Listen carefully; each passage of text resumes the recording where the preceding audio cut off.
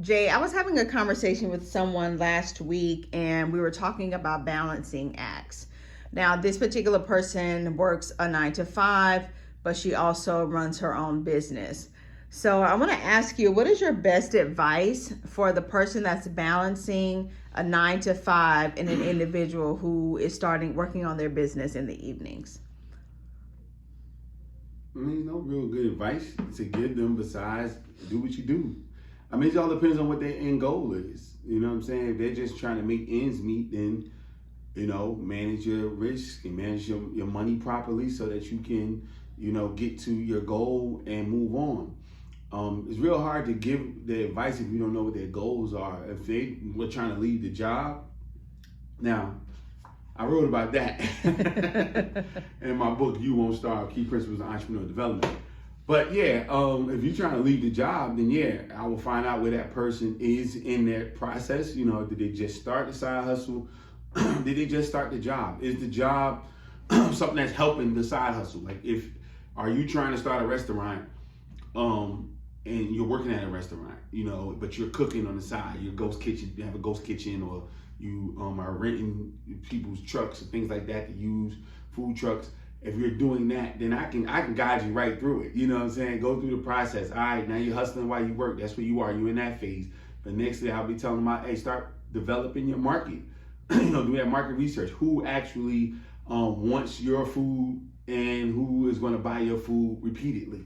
And again, I'm just using that as an example, but I think that we need to do more finding jobs that we're going to want to do for ourselves for the duration, as opposed to just finding a job just to get paid some money. You got to do what you got to do short term, but start finding those types of jobs. But then, like I said, once you get your market and the people who you're going to sell to, who's going to want to buy from you regularly, then move on to, just jump out there. Jump out there at your own level. Not leave the job, but like really start attacking those people, that market. Because it's all about the practice. Don't wait till you need the money because you left the job to start finding your niche market. Find them now. Allow that niche market to take you off the job by them continuously coming and buying from you. So when it feels like a job, because you know that you can count on $2,000 a week from them or have a month from them. That's been shown for the last year. You can count on that. So then you can leave the job. Don't say, hey, you had some lottery ticket type success and then you just run out of here and do something and then that dies out and then, hey, here we are, you need the job again. So jump out there where you are, start networking, start putting yourself around situations where you can be the cheese, what I call it, but everybody around you are your potential clients or customers, no competition. And then also find your partners. You'll find your partners in that as well, so you can have some strategic partnerships. And that's what really takes people successfully off jobs and never have to go back. When you got partners, you got people that's down for you. Sometimes your partners is not just people that's on your team, but it's also finance, banks, those type of relationships, good accountants, good lawyers, things like that. Making those strategic partnerships is what takes people off their jobs. But if it's not that, because I believe that you should have side hustles just to make ends meet, or to take your family on vacations, or to pay for your kids' college, or to be able to save money that you wouldn't otherwise be able to save with your regular job, and to give you some freedom in the next 5 years without you having to be a business owner. You can do that, and that's safe and that's comfortable. Nothing's wrong with that. Stop letting everybody tell you have to go and be a business owner just because you're gifted at something.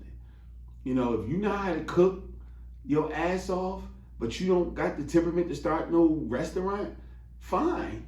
Cook dinners on weekends and let them make you go make you an extra $500 a week because you made those dinners. That's $2,000 a month. That's not bad money. You know how many people waiting on income tax checks for $2,000, $3,000, and you making an extra $2,000 a month? You get an income tax check every month.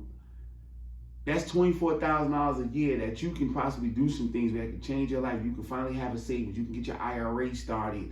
You can start changing things for you and your family with that side hustle, and it doesn't have to be a business. So either way, hopefully I answered it for both, depending upon what they're doing.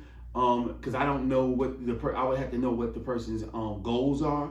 But I think that would get them there, between depending upon if they want to be a business owner, if they're just trying to make some money to make ends meet.